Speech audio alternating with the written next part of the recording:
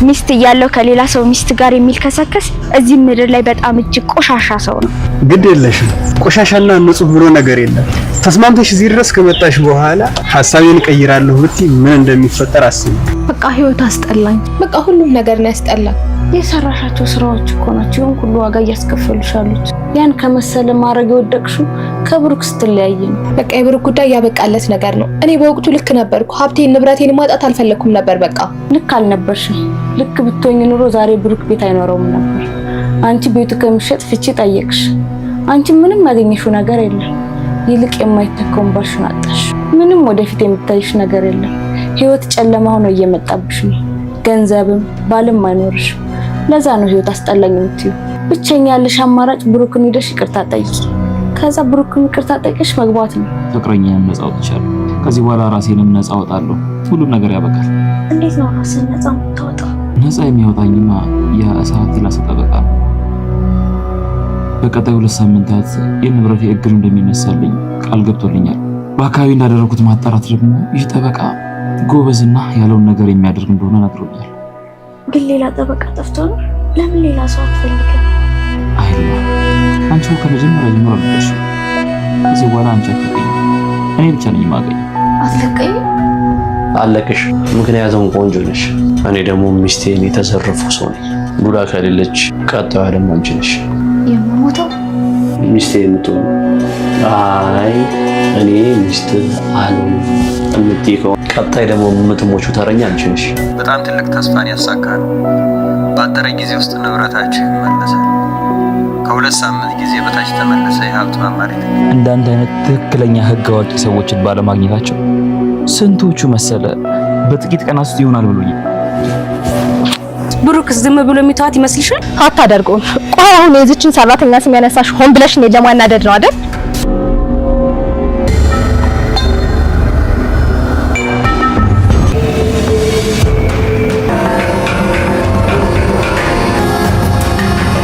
ዝና ባለፈው ለማህሌት 2 ስራ ሰጥቷት ነበር። አንዱም ብሩክን ሄደሽ ይቅርታ ጠይቂው ወይ ደግሞ እሱ ካልሆነ ኤፍራታን አታለሽም ቢሆን ይዘሻት ወደ እኔ ነይ ብሏት ነበርና ማህሌት አሁን ላይ ያንን ነገር አስባ ብሩክን ይቅርታ መጠየቁ አይሳካልኝም ብላ አስባ እዚህ ጋር ደግሞ ኤፍራታን ለዝና አምጥታ ሊሆን ይችላል ማለት ነው።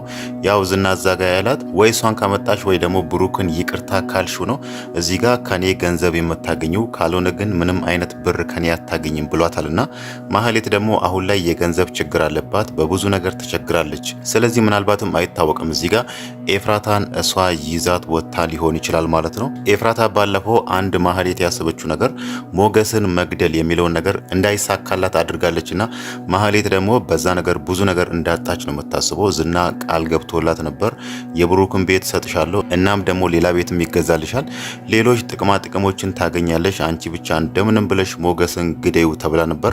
ያኔ ሞገስ ሆስፒታል ተኝቶ በነበረበት ሰዓት ይሄ ነገር ደግሞ እንዳይሳካላት ያደረገችው ኤፍራታ ነች። ኤፍራታ ለመድብል ደውላ ማህሌት ያሰበችውን ነገር ከዝና ጋር ስልክ ታወራለች። እኔ ያኔ ደም ለመለገስ ወደ ሆስፒታል የመጣው ጊዜ ራሱ ተከትላኝ መታለች፣ ሞገስ የት እንደተኛ አይታለች የሚለውን ነገር ጥርጣሬዋን ለመድብል በነገረች መሰረት ነው መድብል ሞገስን ከሆስፒታል አውጥቶ ወደ ቤት የወሰደው ማለት ነው። ማህሌት ደግሞ በዚህ ነገር በጣም ተናዳለች። በተለይ ደግሞ ይሄንን ነገር ኤፍራታ እንዳደረገችው ካወቀች በኋላ በጣም ተናዳባት ነበር። ብዙ ነገር ነው ያስመለጥሽኝ፣ እናም ደግሞ የማገኘው ነገር እንዲቀርብኝ ነው ያደረግሽው ብላ ኤፍራታ ላይ ተናዳ ነበርና ምናልባትም ያንን ንዴት ልትወጣባት እኔ እህቴ ነች ብዬ ለሷ ተከላክየላት ሌላ ነገር እየሞከርኩኝ ያ ነገር ራሱ እንዳይሳካ አደረገችብኝ። ስለዚህ ደግሞ ለምን ብዬ እሷን እጠብቃታለሁ፣ እሷን አሳልፌ ለዝና ሰጥቼ ከዝና የማገኘው ገንዘብ ይሻለኛል ብላ አስባም ሊሆን ይችላል ማለት ነው። አሁን ላይ ከሷ ጋር እያወሩ መንገድ ላይ እያወሩ ነበር እዚህ ጋር ዝና የመጣባቸው ማለት ነው። ዝና ያው ኤፍራታን ምን ያህል እሷን እንደሚፈልጋት እናውቃለን። ያኔ መድብል እሱ ወንበር ላይ አስሮ ለብዙ ቀናት እዛ ክፍል ውስጥ ደም እስኪተፋ ድረስ ነበር ሲደበድብ የነበረው። ዝና ያቺ ወንበር ላይ ሆኖ ራሱ አስሬ ነበር ወይኔ ኤፍራታ እያለ የኤፍራታን ስም ሲጠራ የነበረው ማለት ነው። ለምን ከተባለ ያ ሁሉ ጥቃት ያ ሁሉ ድብደባ ሲወርድበት የነበረው ኤፍራታ እሱን አሳልፋ ለመድብል ስለሰጠችው ነው ማለት ነው። ለዛ ደግሞ ከመድብል በላይ እሷን የሚፈልገው እሷን ነው መቅጣት የሚፈልገው። ከዚህ በፊትም ካሌብን ራሱ ኤፍራታን ነው የምፈልገው እሷን እሰውራታለሁ ብሏልና አሁን ላይ አይታወቅም፣ መንገድ ላይ ነው ያለችው። ምናልባትም ይዟት መኪና ውስጥ ከቶ የሆነ ቦታም ሊያስቀምጣት ይችላል ማለት ነው። ወይ ደግሞ መድብል መጥቶም ከሱ ሊያስጥላት ይችላል ማለት ነው። ኤፍራታ ያው ባለፈው መድብልን ለምና ነበር ከዝና ጠብቀኝ፣ አንተ ብቻ ነህ እኔን ከዝና ልትጠብቀኝ የምትችለው ብላ ፍራቻዋን ለመድብል ነግራ ነበር። እናም ደግሞ መድብል ራሱ ያንን ነገር ቃል ገብቶላታል። ችግር የለውም አንቺ አታስቢ እኔ እጠብቅሻለሁ ብሏት ነበርና ምናልባት መድብል እዚህ መሃል መጥቶ ይሄንን ነገር ዝና እዚህ ጋር ኤፍራታን መውሰድ የሚለውን ነገር ካላስጣላት በስተቀር ኤፍራታ አሁን ላይ አደጋ ላይ ያለችው ማለት ነው። እዚህ ጋር አሁን ማህሌት ራሱ ይሄንን ነገር ባታደርግና አጋጣሚ ሆኖ ያው ከማህሌት ጋር እንደ አጋጣሚ ወጥቶ ራሱ ዝና እዚህ ጋር ቢያገኛት መቼም ማህሌትን አይሰማትም። እሷ ብትለምነው ምን ብትለው ራሱ ዝና ያው በጣም ስለተሰቃየ እዚህ ጋር ማህሌት የምትለምነውን ነገር ሊሰማት አይችልም ማለት ነው። ለሰው መራራትና ለሰው ማዘን እንደማይችልም ዛሬ እዛች ክፍል አግቶ ላስቀመጣት ልጅ አረብ ሀገር እልክሻለሁ ብሎ ከገጠር ላስመጣት ልጅ ራሱ ስናወራ ሰምተናል ማለት ነው። እኔ ምን ይሆን ብዬ ነው ለሰው የምራራው? እኔ ምንም አይመለከተኝም፣ አትለምኝኝ፣ እኔ የምፈልገው ነገር ብቻ ነው የሚሆነው ብሎ ከዚህ በፊት ለ10 ዓመት ሙሉ ሉላ ላይ ሲያደርግ የነበረውን ነገር ሊያደርግባት እንደሆነ እየነገራት ነበር ማለት ነው።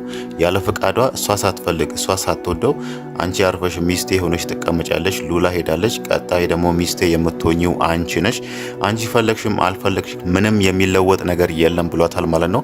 መጀመሪያ ላይ ቤተሰቦችሽን ብር አስልኪ ከዛን እንለቅሻለን ነበር ያሏት።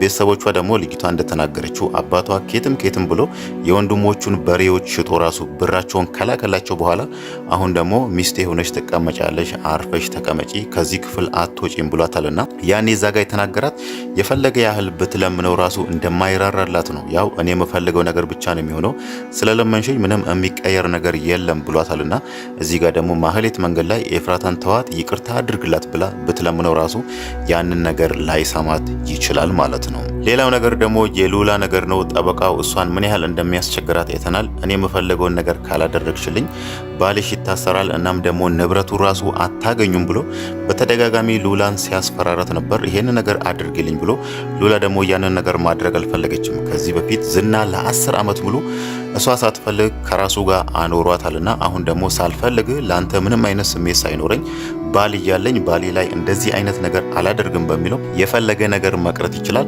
እናም ደግሞ ባሌ ራሱ ከፈለከው ክሰሰው ብላ ያንን ነገር እንደማታደርግ ነግራው ነበር ወደ ቤት ሄደችው። እቤት ስትሄድ ደግሞ ሞገስ በጣም ትልቅ ተስፋ አድርጓል። እዛ ጋር ንብረቴ ይመለሳል፣ እኔም ወደ በፊት ሀብቴ ይመለሳለሁ፣ እናም ይሄንን ሀገር ለቀን እንሄዳለን እያለ በጣም ትልቅ ተስፋ አድርጎ ነበር የሚያወራው። እናም ደግሞ ሰዎች ራሱ ስለዛ ጠበቃ ያ ጠበቃ ምን ያህል ጠንካራ ሰው እንደሆነና እሱ የያዛቸው ጉዳዮች ሁሉ የመሳካት እድላቸው ከፍተኛ እንደሆነ ነው የሚያወራው። ሉላ ደግሞ ይሄንን ነገር ስታይ በጣም ትጨነቃለች። ያው ጠበቃው ምን እየጠየቃት እንደሆነ ስለምታውቅ ማለት ነው። ሞገስ ደግሞ እዚህ ጋር የሚያስበው ጠበቃው ጉዳይን ያሳካልኛል እናም ደግሞ ንብረቴን ይመልስልኛል ብሎ ትልቅ ተስፋ አድርጓልና ያው በስተመጨረሻ እንዳየነው ሉላ ከጠበቃው ጋር የሚፈልገውን ነገር አድርጋላት ነው እዚህ ጋር ለሞገስ ደውሎ ጉዳያችሁ እየተሳካ ነው፣ ንብረትህም እየተመለሰ ነው ያላት ማለት ነው። ይሄንን ነገር ጠበቃው ደውሎ ለሞገስ ሲነግረው ሉላ ደግሞ እያለቀሰች ነበር ፊቷን አዞራ ከሞገስ ማለት ነው። ሞገስ ደግሞ ይሄ ነገር በመሳካቱ በጣም ደስተኛ ሆኗል። እሱ እዚህ ጋር እየተፈጠረ ያለውን ነገር ምንም ነገር ስለማያውቅ ማለት ነው። ሉላ ደግሞ ስለ ጉዳዩ ምንም የማታውቅ መስሎት ነው እዛ ጋር እሷ እየተኛች 10 እየጠራት የኛ ነገር ሊሳካ ነው፣ ጠበቃው እኮ ትልቅ ተስፋ እንዳለን ነግሮኛል እያለ ይሄንን ነገር ሊነግራት ነበር። ሉላ ደግሞ ያው መጀመሪያው ነው ጠበቃው የሚፈልገውን ነገር ስላደረገችለት ጉዳዩ እንደሚሳካ እርግጠኛ ስለሆነች ነው እዛ ጋር ሞገስ የሚላትን ነገር እየሰማች ዝም ብላ እየተኛችው ማለት ነው። ይሄ ነገር ግን አይታወቅም፣ ወደፊት ዋጋ ሊያስከፍላት ይችላል ማለት ነው። ያው ጠበቃ ይሄንን ነገር ለአንዴ ብቻ ፈልጎ ይተዋል ወይስ ቀጣይነት ይኖራል የሚለው ነገር ባይታወቅም ግን ደግሞ አሁን ላይ ቃሉን የጠበቀ ወይ ደግሞ ይሄንን ነገር ካደረግሽልኝ ባልሽ የሚፈልገውን ነገር አደርግለታለሁ፣ ንብረቱንም በአንድ ሳምንት ውስጥ አስመልስለታለሁ ብሏታልና ከዚህ በኋላ ምን ማስተማመኛ ይኖራል? አሁን ደውሎ ይሄንን ነገር ድጋሚ አድርጊልኝ፣ እቺ ብቻ ነች የቀረችው፣ ይሄንን ነገር ደግሞ ጨርሰዋለሁ ብሎ ሌላ ነገር እንደማስፈራሪያ አይጠቀምም ማለት አይቻልም። ግን ደግሞ ወደፊት ይሄንን ነገር ሞገስ ከሰማ ሞገስ በሉላ ላይ በጣም እንደሚያዝን ግልጽ ነው ማለት ነው። እሱ አሁን ሊላት የሚችለው ለምንድነው እሱ ይሄንን ነገር ያልነገርሽኝ? ጠበቃው እንደዚህ እያለ ሲያስጨንቅሽ አንቺ ለምንድነው ከኔ መደበቅ የፈለግሽው ብሎ ሉላ ላይም ሊያዝን ይችላል ማለት ነው። እሷ ደግሞ ይሄንን ነገር ያደረገችው ለሞገስ ብላ ነው። ሞገስ ምን ያህል እንደምትወደው እኛም እናውቃለን። እናም ደግሞ እሱ እዚህ ጋር ተስፋ ያደረገው ነገር አለ። በጠበቃው ሙሉ ለሙሉ ተማምኗል። እዚህ ጋር ደግሞ ጠበቃው የሚፈልገውን ነገር አላደርግልህም ብላ እሱን አባራ።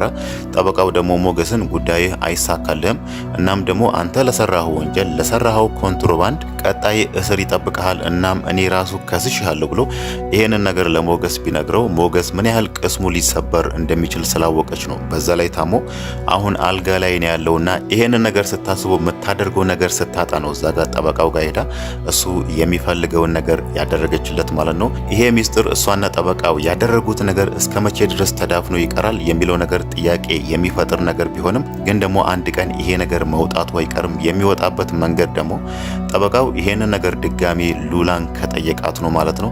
ምናልባትም ወይ ፎቶ አንስቶ ወይ ደግሞ ቪዲዮ ቀርጿትም ሊሆን ይችላል። ጉዳዩን ካሳካላችሁ ራሱ ይሄንን ነገር ለባልሽ ያሳያለሁ ድጋሚ እንደዚህ አድርግልኝ ብሎ ያንን ነገር ሊጠይቃት ይችላል ማለት ነው።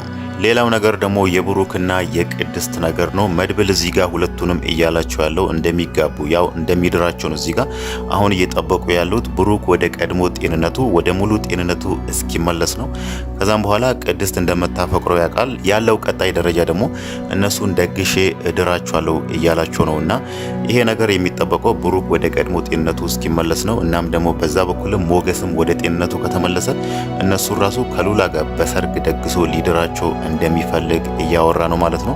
ማህሌት ደግሞ በዚህ በኩል ወደ ብሩክ ልትመለስ ይመስላል። ኤፍራታም እያለቻት ያለችው ብሩክን ይቅርታ ጠይቀሽ ወደሱ ተመለሽ፣ ቅድስት እንደምታፈቅረው እናውቃለን፣ ግን ደግሞ አንቺ ቀደም ብለሽ እሱ ጋር ትሄጂና ያጠፋሹ ነገር ሁሉ እንደ ጸጸተሽና አሁን ላይ ወደ ቀድሞ ማንነትሽ ወደ ጥሩ ሰውነት እንደተመለሽ ነግረሽው ይቅርታ ጠይቂው እያለቻት ነው። ያው ማህሌት አሁን ላይ ተስፋ ቆርጣለች በብዙ ነገር፣ ምንም ነገር እጇ ላይ የለም። እናም ደግሞ አሁን ላይ እሷን የሚያስጠጋት ሰው የለም። እሷን አዝኖላት ያስጠጋት ሰው ቢኖር ኤፍራታ ብቻ ነች። ከዛ በኋላ ማንም ሰው ማህሌትን እንደ ሰው የሚቆጥራት ወይ ደግሞ ተቸግራለች ብሎ ወደ ራሱ የሚያስጠጋት ሰው የለምና አሁን ላይ አማራጭ ያጣች ይመስላል። ለዛም ሊሆን ይችላል እዚህ ጋር ምናልባትም ኤፍራታን አሳልፋ ለዝና ልትሰጥ የምትችለው ማለት ነው። ምናልባትም እሷ ካልሰጣቻትም እዚህ ጋር ኤፍራታ ያው አንዴ የዝና እጅ ገብታለችና ከሱ እጅ አትወጣም። በዚህ መሃል መድብል መጥቶ እሷን ካላተረፋት ማለት ነው